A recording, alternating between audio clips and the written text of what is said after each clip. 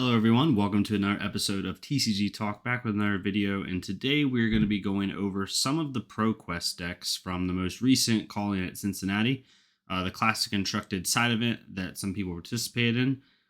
Some people participated in it as like kind of the main thing. They wanted to do Classic Constructed, and then you also saw some faces of people that maybe didn't make day 2 of the main event, so they decided to enter into the ProQuest. The ProQuest for me has been really fun to watch. And like when I say watch, I mean like see the results of both from Dallas and Cincinnati, because we're seeing a wide array of heroes. Just looking at the deck list, right? Like this is the set of decks from Dallas that made top 8, and as you can see, we had a Prism, 2 Bravos, a Bolton, a Katsu, another Bolton, a Dash, and a Lexi. So you had 6 heroes, and then now in Cincinnati you had a Bravo, a Chain, 2 Briars, a Prism, a Lexi, and a Katsu, and then another Prism. So we're seeing a wide plethora of heroes in top 8. It's not really dominated by one hero. I would say that obviously Bravo seems like it's pretty consistent, having done well at both of them, placing basically second, fourth, and first. We're also seeing a couple of surprises. Right, I don't think anyone expected to see 2 Briars in the format. Some people probably didn't expect to see a Chain at second. Right, people have kind of written him off since the Seeds ban, but I think this shows that he's still viable. I'm super excited to see when we actually have a full-scale Classic Constructed event to see how it shakes out. But this is a good sample size to kind of see, what people are running, what's being successful at a small sample. And like even this ProQuest event, I think they did 8 rounds or 9 rounds. So it's not like they only did 4 or 5 rounds and then placed top 8. They had to get through a pretty decent sized field in order to win the event. So I'm going to look at 4 decks today. I'm not going to look at all of them because I would just take too long. Maybe we'll do another video. Let me know if you want to see the other decks in our next video. But decided to pick out 4 decks that I thought were interesting. I picked out the Katsu deck from Cincinnati, the 2 Briar decks, and the Chain deck. Looking at the Katsu deck, just kind of seeing it. I'm a Katsu main. I love Katsu, especially aggro Katsu. This Katsu seems like they were doing more of the aggro build, obviously with all the reds that you see. But they also had a couple interesting kind of additions in this one that you don't normally see. Not only from the ratios, but there was 1 or 2 cards that normally aren't played in aggro Katsu. At least I haven't seen them a lot. Maybe they have, and you all with more experience would know. But for me, it was very interesting. So it's running obviously the normal. Doesn't even have Null Rune in here, which I thought was really interesting. Right, just has straight. No matter what his matchup is, he is running ninja equipment, which is awesome to see. I think this shows that he's wanting to stick to his game plan and not really want to deviate off of it. The reds are pretty standard: 3 Command and Conquer, Ancestral Empowerment. We'll skip the Crane Dance, come back to it. Enlightened Strike, couple Flick Flacks, only 2, which I thought was interesting. Leg Tap, Plunder Run, Razor Reflex, all normal. Rising Knee Thrust, normal. Scar for Scar is normal. Sink Below is normal. Only 2 Snatches, which is fine. People run 2 or 3. 3 Soul Bleed Strikes, 3 Surging Strikes, 3 Tornado Tempos, and 3 Whelming Gust Waves. The thing I thought was interesting about his reds was 2 things. One, he's running 2 Exude Confidences. I don't see this card a lot in an aggro Katsu build, but it's definitely viable. It's 0 cost. You can pitch it. You can play it, right? You can do the instant to give it +2, and it has a really interesting block mechanic, right? The other thing I thought was interesting is he's running 3 Crane Dances. I don't know how many of these went in his main deck and how many he had sideboarded, because it doesn't show that in these deck lists. But normally people don't run a full set of Crane Dances. I know he has 3 Soul Bead Strikes at red, but it's just interesting to see that he ran 3 Crane Dances, because Crane Dance by itself without the Soul Bead Strike buff is kind of not bad per se, but it's not good either. Right? It's a 0 cost for 3 without Go Again, which is not ideally what you want. So that was interesting to see, but I'm sure he had a reason for it. At yellow, Art of War, pretty standard. Only running 1 though. I thought that was interesting.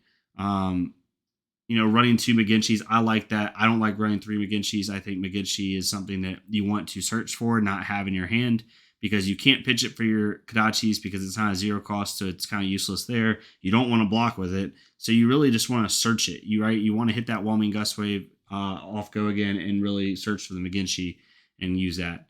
Also, another interesting thing he was doing, similar to the Crane Dance, he's running 3 Hurricane Techniques. I thought that was interesting. Usually, again, similar to Crane Dance, like you don't want to be playing this card unless you have to, or unless it's a search, or unless it's off a Rise and Knee Thrust. So running 3 is fine because he does have, 3 Rise and Knee Thrust in here. But it's just a little interesting. 3 Surging Strikes is pretty normal. Some people run 3, some people run 2. It just depends on what your ratios look like. For his blues, pretty normal. Fine Center, one of the most underrated cards, even though people say it's a good card, it's still underrated by a lot of people. Like, Fine Center is amazing against like Rune Chant heroes, especially like Viscerai, like because if it creates that Zen State token and they try to hit you with Rune Chants, the Zen State token will block every single Rune Chant because it blocks one of each separate source of damage. No one ever thinks about that. So if a Viscerai tries to pop off for 20 Rune Chants on you and you have a Zen State token on the field, which I think it lasts for 2 turns, it negates all of the Rune Chants. So people don't realize that. It's a great card. 3 Flick Flacks at blue is pretty good. It's interesting to me that he only runs 2 Flick Flacks at red, no Flick Flacks at yellow, and 3 at blue. I mean, he's using them for pitch and block, right? But that was interesting to me. 3 Lower Winds makes sense. I love Lunging Press. It's interesting he only ran 2 instead of 3. Snag is also a good one. I normally haven't ran that a lot, but I know a lot of people do. And 3 Whelming Gust Wave. The only thing about blues that's interesting to me is he's not running Rise and Knee Thrust, which the reason that's a little weird to me is because he's running 3 Hurricane Techniques. So you're running something that kind of needs Rise and Knee Thrust to be relevant.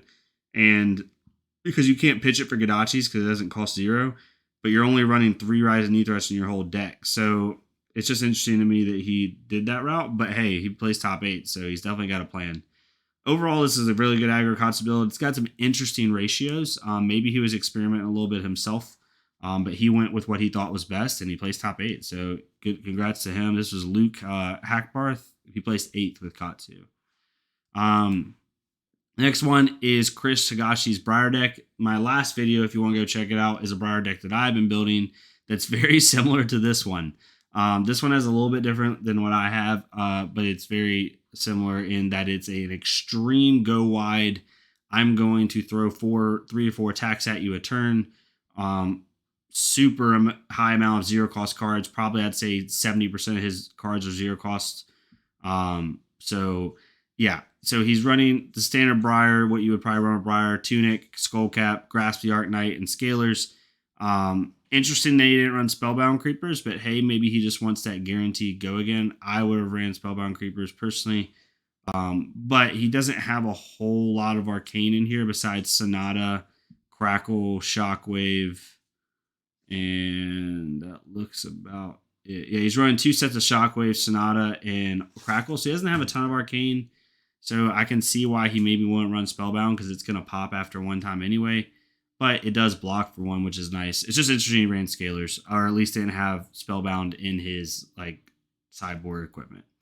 But overall, pretty standard equipment for the most part. For his reds, makes sense. Like if you notice here, like 0 cost, 0 cost, 0 cost, 2 cost, 1 cost, then the rest of these are all yep. All these are 0 cost except for 2 cards. The Sonata is technically whatever you pitch for it, right?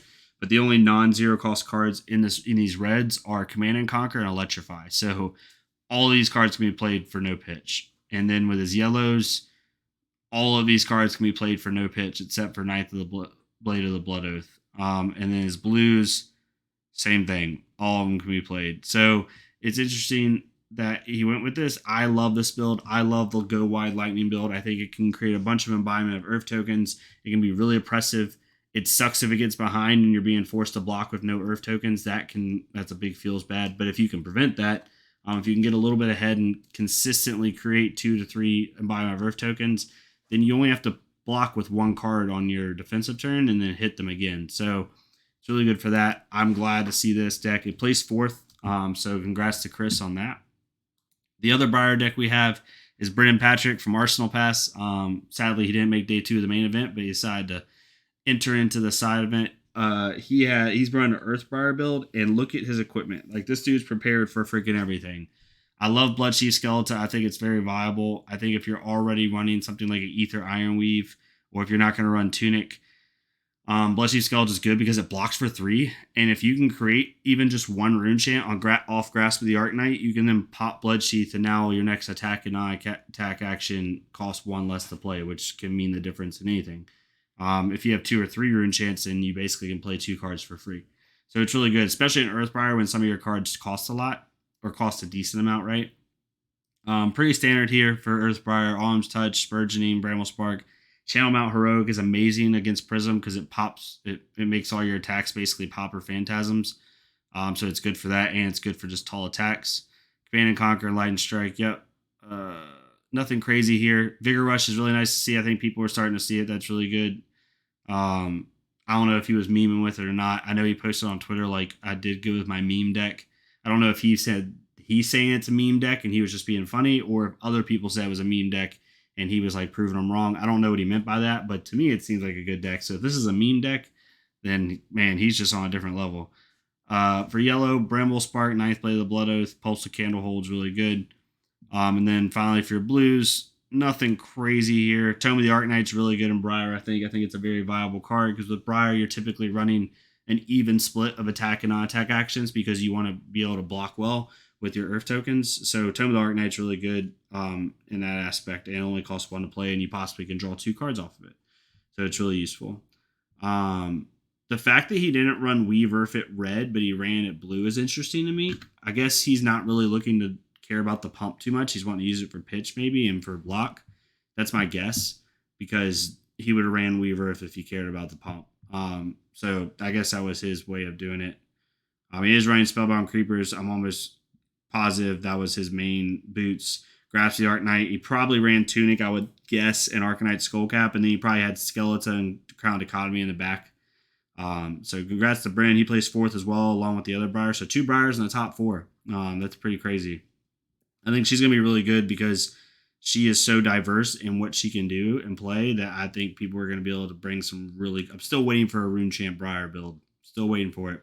Rune Champ, Rune Blade Briar build. It's going to happen. Or I'm going to try and make it happen, put it that way. And now we get into Chain. So Chain is the awesome one. I keep telling people, like in just casual play, right, that Chain is not gone, right? He's not broken. He's not 60% of the field anymore, but he's definitely not unplayable by any means. He just got second at Cincinnati, right, in a 9-round event. So definitely useful. You can see using Husk, Common, Ether Iron Weave is a big one as well. You could use Skullcap, Crown Dichotomy, Ebonfold, Grasp. No Spellbound Creepers, which I thought was interesting. I think that would be pretty decent with Chain. Maybe it wouldn't be. I'm not sure. I'm not a Chain like main player. I know what he does and like his win condition and stuff, but I've never played him a ton. I have played him a couple times, but not anything crazy. So going into his reds, I don't know Chain as well as I do other heroes, so don't quote me on a lot of stuff. But I've looked up other Chain decks just to reference, and a lot of the stuff seems similar, right? Like Bounding Demigon, Lunatar Plunderer, Enlightened Strike, Ghostly Visit. Plunder Run's big with him. Shadow Puppetry, obviously. Riftbind, Unhallowed Rites, Trimmer. All these are really normal Chain cards that you see. So, it's just Chain without seeds and a couple extra added on cards to kind of give him a different look. I still think he's very viable. I like adding Modern Skies in here to give attacks go again.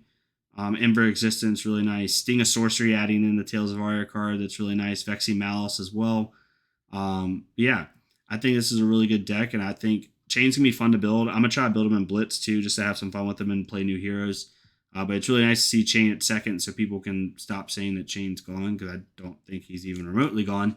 But yeah, I think it's really cool to see that. So, looking back again one more time, most recent of it was Bravo at first, Chain second. I guess the 2 Briars were 3rd, 4th. And then it doesn't give like 5th, 6th, 7th, 8th, but I guess like 5th through 8th was Prism, Lexi, Katsu, and Prism. So Alexi is now placed top 8 in both events, I think. Yep. Lexi, Bravo is placed top 8 in both events. A Katsu is placed top 8 in both events. A Prism. And that's pretty much it. So 4 heroes have placed top 8 in both events for the side events. And then we've had a couple of extra ones like Chain and Bolton. You didn't see any Boltons as top 8. I think people realized how to beat Bolton again. I don't know. Maybe people hadn't seen him in a while. But yeah, it's really cool to see these different events. Congrats on a double Oldheim win too with the sealed and draft portion. Oldheim is so good in draft because not a lot of people play him. I think though this time I don't remember the exact number, but there was like 500 and some participants, and there was what high 200s of Briar players, uh, and then there was like 100 high hundreds of Oldheim and low hundreds of Lexi. So Oldheim actually was picked more than Lexi and sealed, which is really cool to see. But Oldheim's won both events, so we'll see what happens down in Orlando at the beginning of November. I'm really excited for it. I'm really excited to see what the ProQuest does too, because now we've had 2 events with the new meta with the ProQuest, and it's really going to be interesting to see what people do after they've seen like what other players are starting to play in these events. So hope you all enjoyed it. Let me know what y'all think of the new meta. Let me know who you think is good, who you think is underrated, overrated. It's really awesome to hear different stuff from different people, and it's just great to hear other people's opinions. Yeah, if you want to leave a like, comment, subscribe, go to another Flesh and Blood career, leave a like, comment, subscribe on their stuff. I also want to say thank y'all so much for the 100 subscribers. We reached over 100 subscribers in just over 2 weeks of starting the channel, which blows my mind. I literally just wanted to make videos for fun. I didn't want to make videos like to try to like grow or do anything crazy. Like I was just enjoying a game and wanted to make content off of it. So the fact that 100 people decided it'd be worth their time to hit subscribe on my channel is like just dumb.